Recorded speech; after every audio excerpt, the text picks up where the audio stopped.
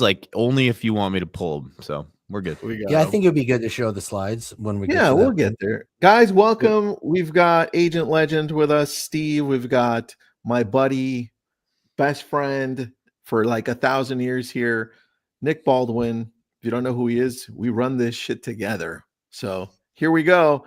Steve. We run this shit. Dude, we kind of do, buddy. We kind of with a whole bunch of help, okay? With a whole bunch of help. Steve, I want to start We don't with really run it. We don't run it. We pretend to run it. Yeah. How's that? I love it.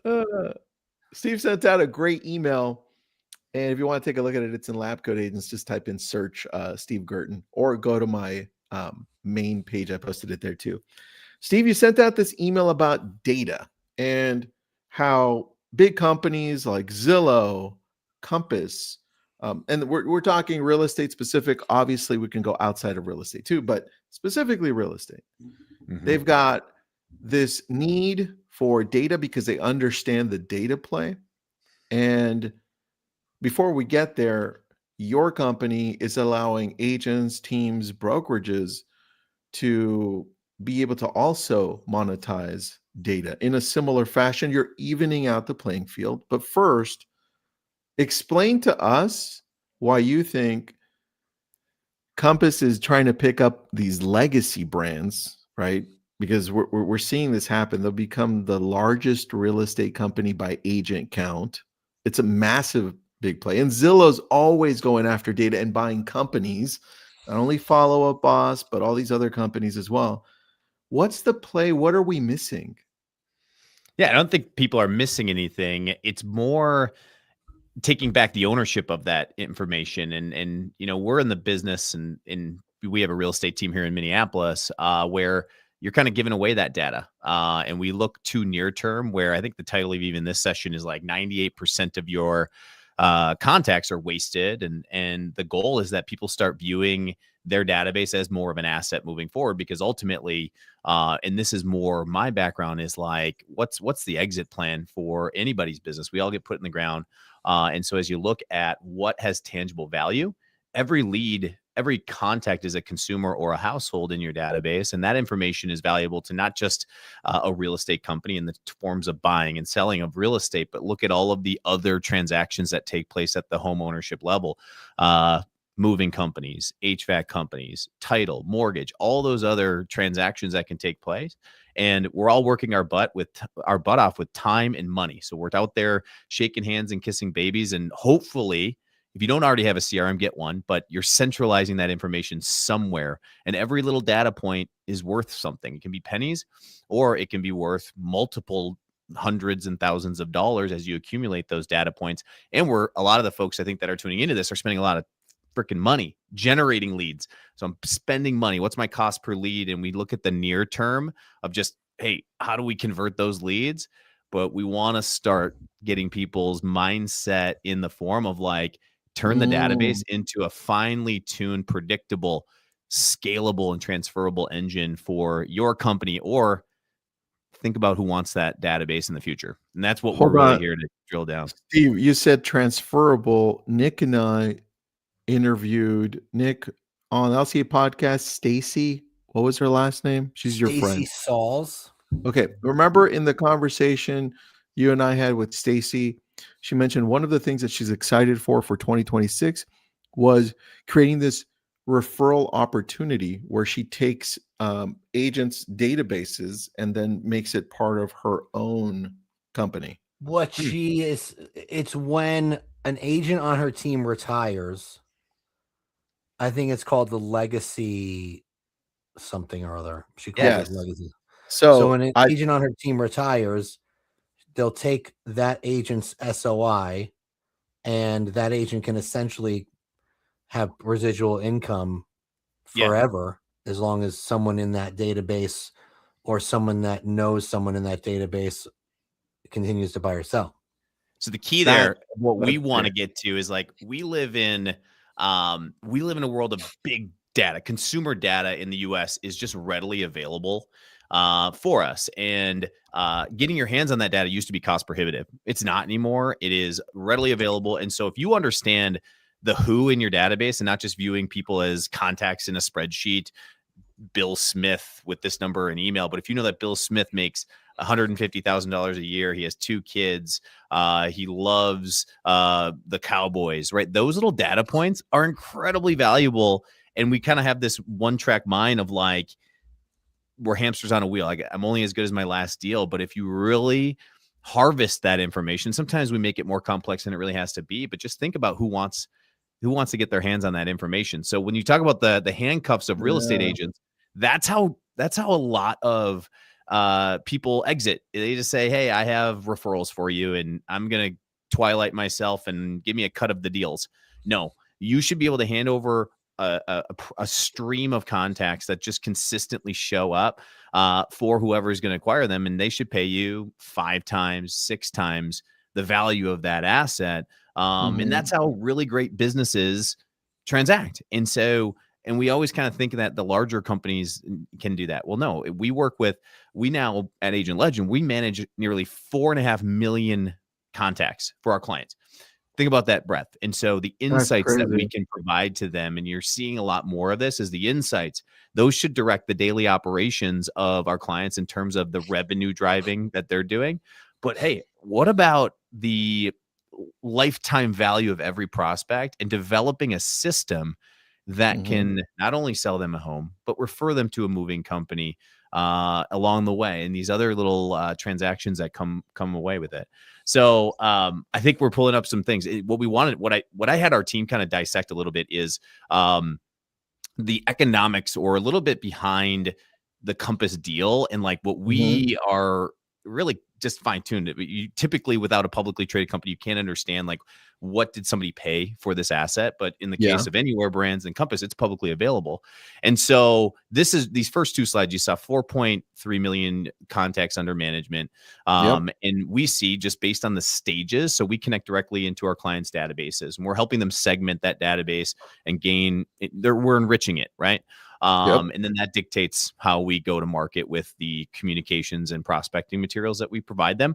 But we see under a 2% conversion rate overall, right? And this can be, hey, maybe you got to update your data. That's not a new stat. I think a lot of people know about that stat, but we're looking at conversion in the form of just, if we go back to that slide, the 2% conversion is like, I want people's mindset. We want people's mindset to also understand, would a plumbing company also find value in my contacts in my database? How can I shift my mindset to, outside of my agents always saying, I got a guy, let me connect you in a text message with that guy.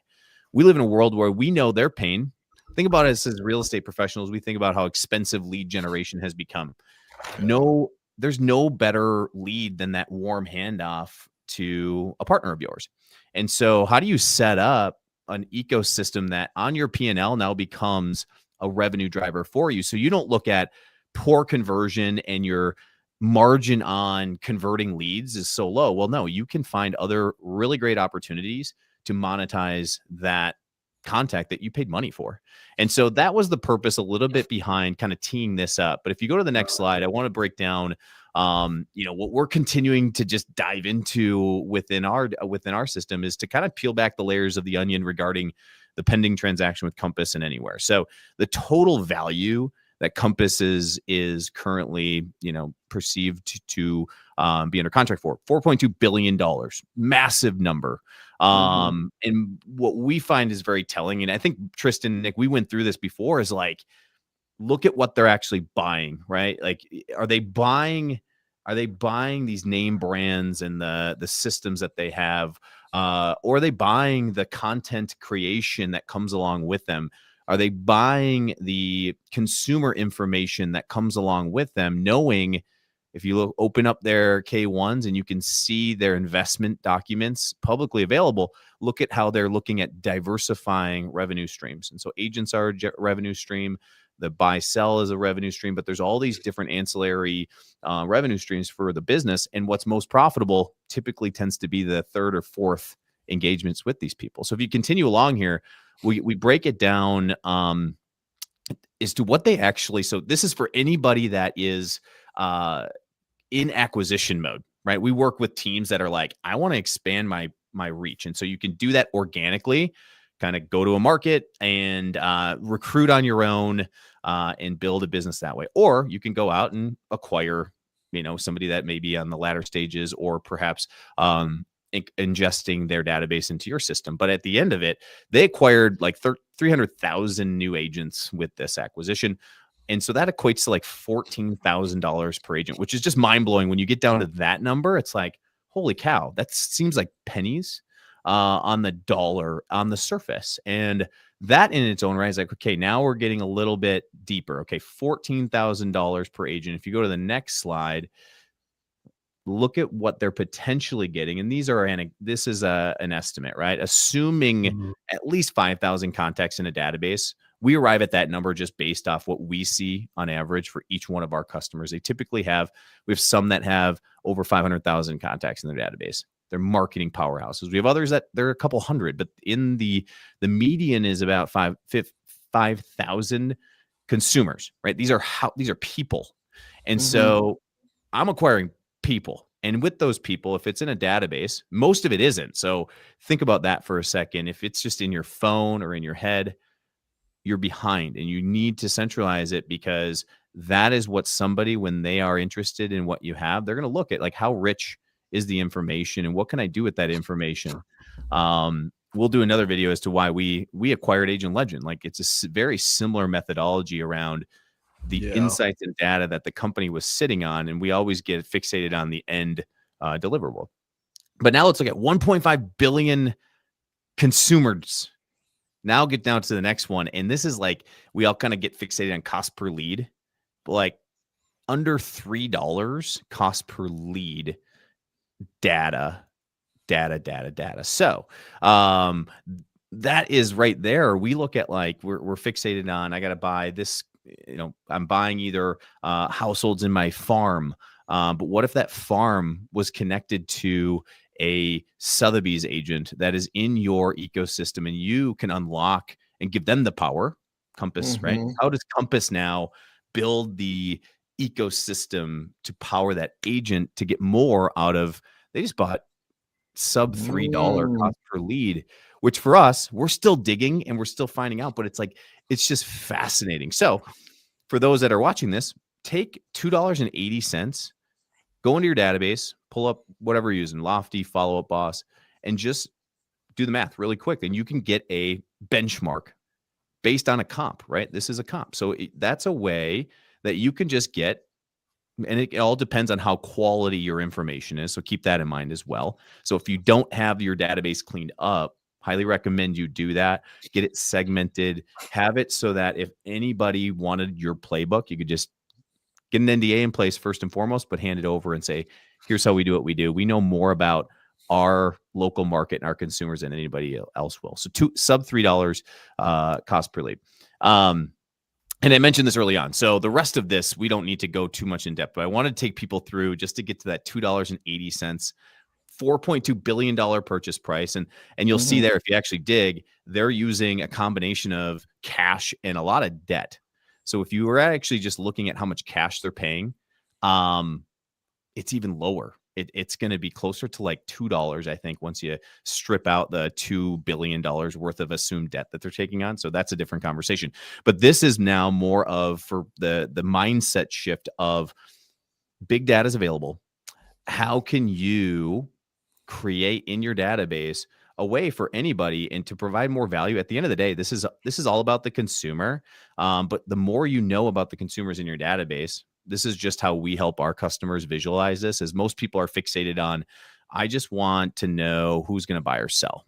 Great. We're fixated on that, but there's got to be a second, a third, a fourth, a fifth opportunity. How much income do these people make? Are they having children? Are they, did they just accept a job offer somewhere else and are looking for a new place? Do they need a moving company? And now how do you start parlaying those to, again, increase the lifetime value? Because if you're only fixated on customer acquisition, that's why margins are sub 10%. Most companies, when we take a peek, right? You probably know this better than we do, is like, the margins are insanely low. Well, that's because we're just focused on acquiring customers, and that business, that's bad business. Most of the best brands in the world, the best companies in the world understand lifetime value is where the profit is unlocked. And so first thing, how do we make sure that you can get that second and third home purchase or sale, right? done. That's easy. But I always keep going back to think about the other downstream vendors that would want access. And if you can start thinking about that, now pencil out the math to say that's $150 cost per lead for that. And I have a whole, 75 people in that smart list in my system who would want access to that. And those that are business owners in their own right know that there's value in that, and that can pay for critical operations within your business as well. Got it. There we go. And then the rest of this is just, guys, it's they're buying. Some of this is they're buying. They're not buying the network of agents. They're buying the relationship funnels that come along with it. It's like we already talked about, is the agents are the conduit to the first transaction. Absolutely. But mortgage, title, you know the businesses. There's companies out there that we work with. They have vertical integration. Compass is doing it with agents and brokerages. Zillow is kind of doing it with more of the tech stack and the housing super app.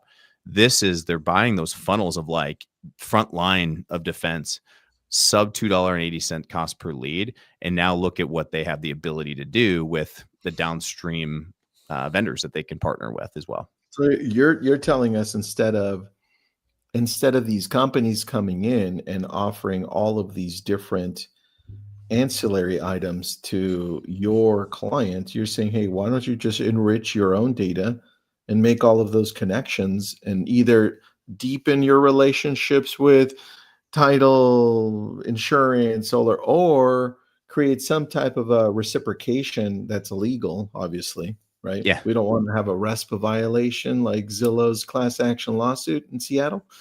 But, but we want to keep everything within these guidelines. But I think you're allowing us, like I said at the beginning, to even out the playing field, man. Yeah. It's also, I want people, I think everybody should be, we're all business owners. Like you own a business, and instead of it being Steve Girton real estate, start thinking about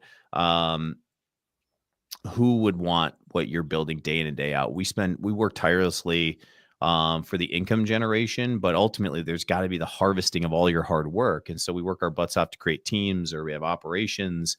And you're always looking for these little levers to increase margin in your business, giving you more time back, but also new ways in which to increase profitability. And that is at the core. That's what we are we are solely focused on that. My background was in buying and selling businesses. Even before that, it was working at Target Corporate here in Minneapolis. And I was part of the company that was in charge of guest insights. If you guys know the story about the dad who got a coupon about a pregnancy test during Valentine's Day, if that rings a bell for anybody, go to the chat. But we were the conduit to that. We were using guest insights, and we notified the parents via a coupon that spat out that, hey, maybe their household may have wanted a pregnancy test. Not great for us. That's why you don't see those coupon machines in Target anymore. But I mention that because we look at how do we increase trips and frequency in that example. I encourage everybody who watches this to have that mindset. We're planning for 2026. How do you increase trips and frequency in your database? So you're telling me, like, when I go to Barnes and Nobles and I buy a book, they're always trying to give me a discount for a cookie or something in their bakery thing, but they have it all wrong. They should be looking at the insights, and they should be like, oh, Tristan loves journals and pens. We should give him a discount on journals and pens. Yeah. Look at it this way. The best example of that, if you're going to talk about Barnes and Noble, is CVS. Yep. The CVS receipt is always a mile long, but it's always based on things that you regularly buy with the coupons. Dude, yeah, they got to get you to come to CVS to buy that product again. Versus, I always use the Amazon example. Think how great Amazon is with, hey, you bought a toothbrush. You might also like this, and it's relevant, right? You might also like this. Know that Amazon is an example of, they know that every transaction that flows through their system, they're analyzing it. And you should be analyzing is to understand the best indication of the future behavior is what happened in the past. So if I'm looking at If I'm in the real estate profession, if I'm looking at how do I grow my business, well, let's look back at who we actually have transacted with. Let's go find more of those people in that. That's an easy example. And so you can analyze those behaviors. Most people might say they know who they serve, but a popular report that we'll generate is actually like a persona report. And they might come to us. We just worked with a team in Florida, and they brand themselves to work with a specific group of the veterans community. And so that's who they really nailed down and were really drilling down towards. But in reality, when you look at their transactions, wasn't the case. They're targeting a more affluent ecosystem of individuals, and a very small percentage of people were using VA loans or were actually in the military. So they were attracting different consumers. And so their cost per lead was way up because they're targeting the wrong audience. And so look at that too. You should, all of the data that we're running through your system should be leveraged in one way or another. We've heard a lot, right? Follow-up boss, for those that are follow-up boss users, of like, look at their updates with now Zillow.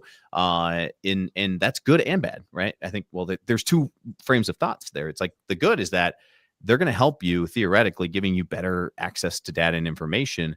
But there's also another side of that as well that could impact the value of your business over time if you're really dependent upon that partner as well. So, yeah, that is a longer form answer of saying, like, look at what you already have at your disposal.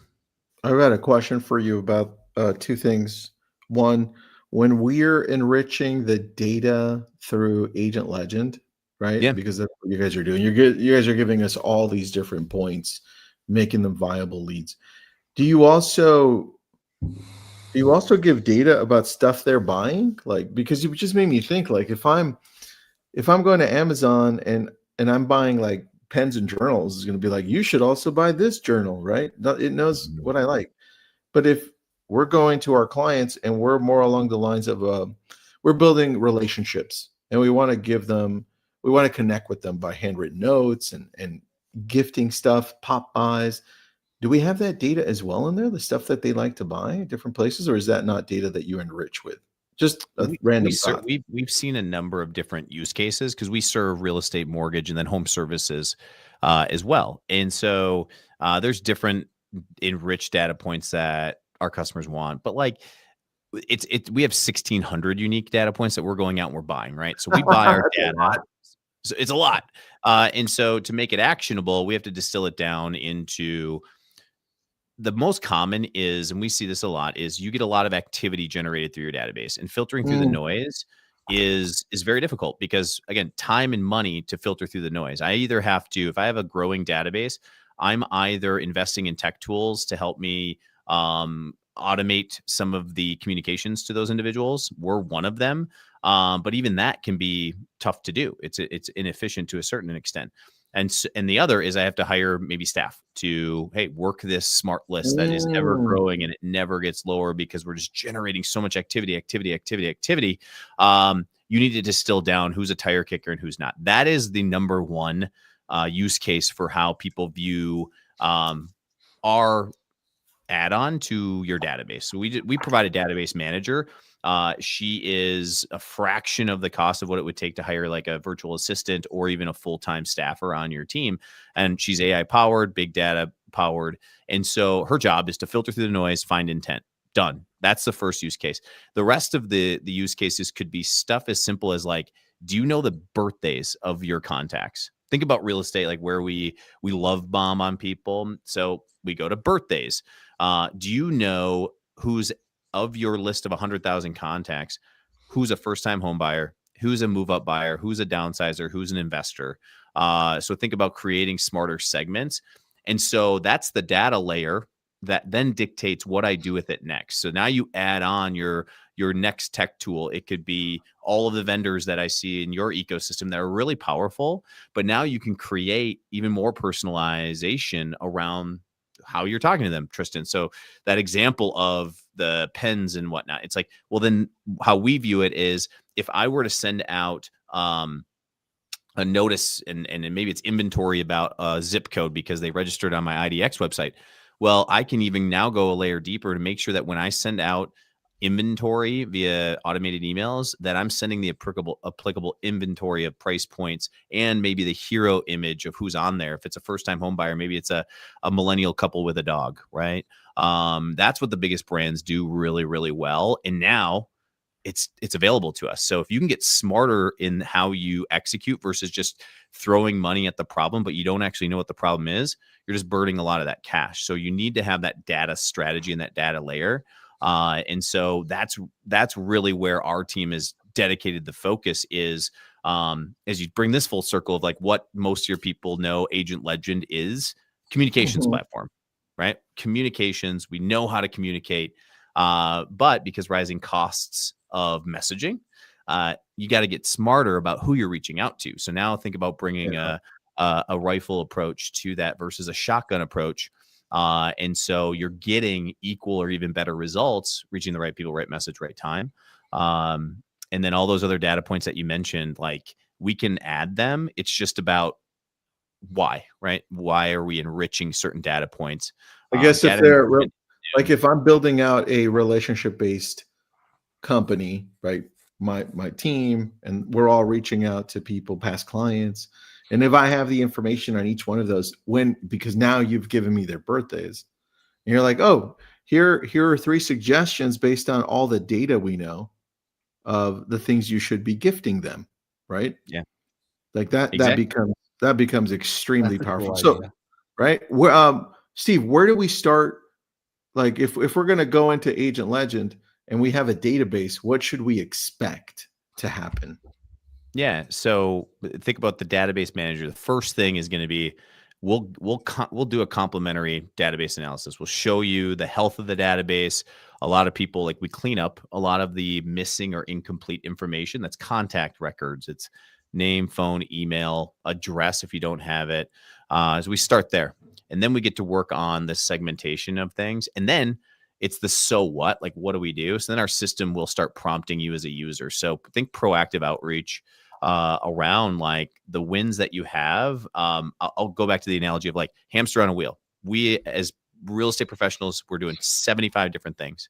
Our job is to be that database manager to identify ways to turn a win into multiple wins by leveraging your database. And so what I mean by that is, a good example is if you just got a listing, we will automatically ping you with 5 other, 10 other, 50 other prospects that are already in your database that are within a geographical radius of that new listing, for example. And we'll say, click a button and go talk to those people. And it takes you minutes versus I got to go and remember to do this, or I have to assign it to somebody else. Our system will take over and help you do that. And then guess what?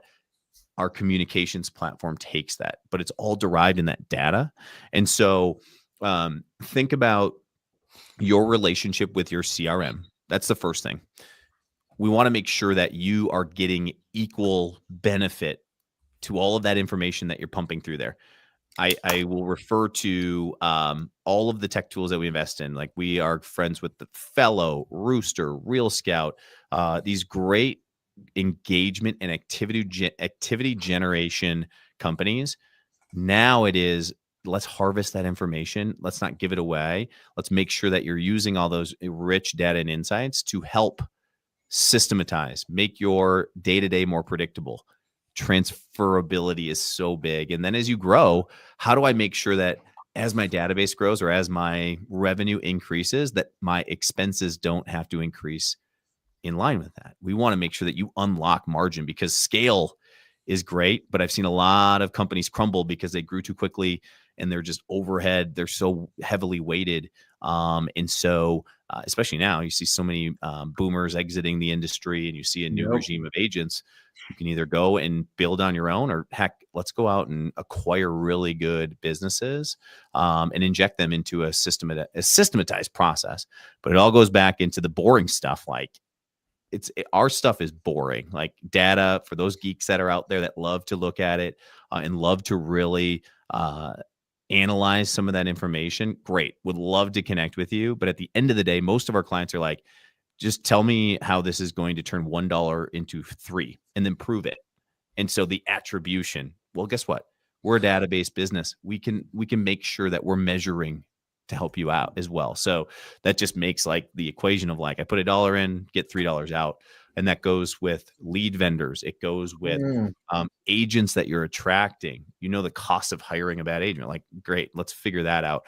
I'll go back to it. All starts with your data that you have. And that's, I think that, you know, agents are turned off by data because, I mean, they don't, first of all, they don't know how to read it and then put it into their business. Like that's why Tristan and I love look, no matter what you think of NAR is besides the point, but when their data is great, right? Their buyer and seller profiles are so in depth. And if you take that and put it into your business, you'll have such better conversations with people.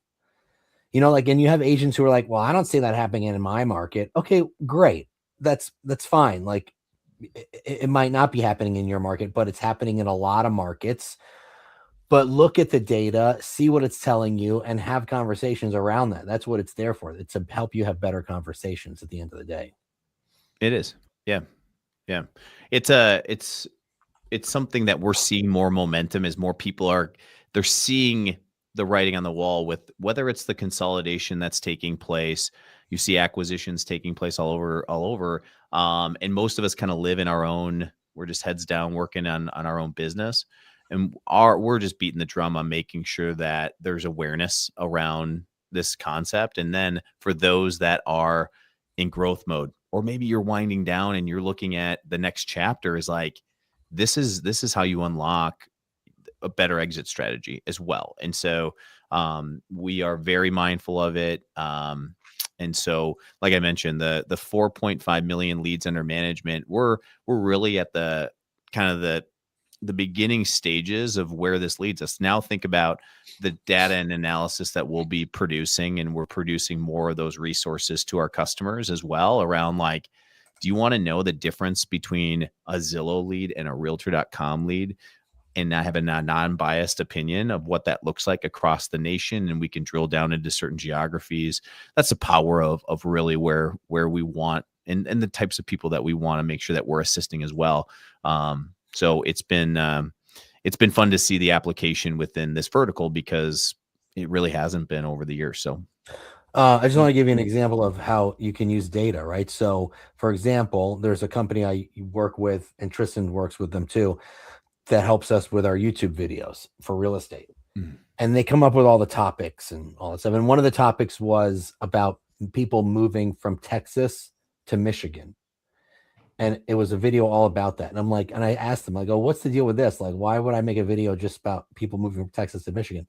And they said, well, our research shows that about 10,000 people in 2024 moved from Texas to Michigan. So we think, and the searches on YouTube are very high. So that also is why we're making this video.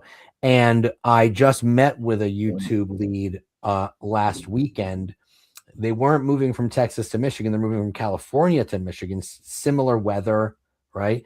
But he said that video was the video that led him to me because he could relate to moving from a state like California to Michigan. And that's data. Using that data, if you can figure out something along those lines having to do with your area, make a video about it, people are going to find you. Heck yeah. I love that. And the key there, Nick, is like that data was complex, cumbersome, or expensive to get your hands on before, but now it's my God. That's how we've been able to. I just went on ChatGPT. How many people moved from Texas to Michigan? Boom. You know, or you can just ask ChatGPT where are people moving from to move to my location. Dude, I love it. You made me think of so many different things that I hadn't thought of before. This is why I love talking to you. This may be a separate conversation outside of the webinar, but have you guys thought about doing this, how you're enriching data for real estate agents, like inside of our CRMs, but doing it for recruiting? Like for, I just opened up a brokerage, right? At Y Realty, and we're in California, Illinois, Wisconsin, but we're heading into Florida next, and I want to grow in California. Like, can you help me enrich the data so that I know, well, who's thinking of making a move based on all the data points that you have? Like that's a whole different product that you could sell, but I want to test it first. Yeah, the how we do it, we're already working with teams like that are doing just that. The key is that first, before you go and like recruit, you got to understand who you serve. So I'll go back to that example I used, right? If you know in your database, let's say you have 100,000 contacts, let's say 50% of them are actually downsizers. Use that information, right? That's a certain profile. Age, let's just say downsizers are typically 40 to 50 years old and income range of 250,000. That should dictate when I go into whether it is in your ad spend. If you're doing Facebook ads, hey, we are looking for awesome agents that know how to serve this group of prospects, because now you know not only are you getting a rock star, but now you know they can help you with. I got this pool of opportunity here, and if you know how to sell to them, I want that sales agent versus just getting headcount for headcount purposes. So we're right now it's B2C, like business to consumer. So we're buying the consumer level data. So we start with, let's look at who you serve. And now let's use that when I'm looking at, when we're talking to some of the great recruiting vendors that are out there, they're looking at first party data, transactions, who doesn't have any pending transactions, some of those metrics, performance-based metrics, that can be informed in your prospect strategy. But you get to now say, you come to the table with, we know who we're looking for. And now you can say, I have more specificity around how we're doing it. That's how we've applied it. And, we're still in the measurement phase of how does that actually correlate with results and getting the right headcount in place, because early days and attribution are reliant upon the customers to provide that information to us. Perfect, man. I'm just sending a text so I remember to message you later on Done. that. Everybody check this out. Scan that, run your database, see what your opportunities are, enrich it. I think all of a sudden we're seeing a different picture now that we understand more what data really means and how easy it is to grab information now and fully understand who we're dealing with. That just simplifies it for me, man. I'm like, I wish I lived here 20 years ago when I was getting started in this business. So thanks for doing this. That will take you to just a calendar, but ask us questions. I mean, on our website, come and ask questions. And we'll tell you whether we're a good fit for what you're looking for, but take us up on a free database analysis. It's no skin off your back, and we'll do what we can to help anyone within the community out, Tristan and Nick. So always appreciate the conversations, and looking forward to the next one. Thanks, everybody. See you guys.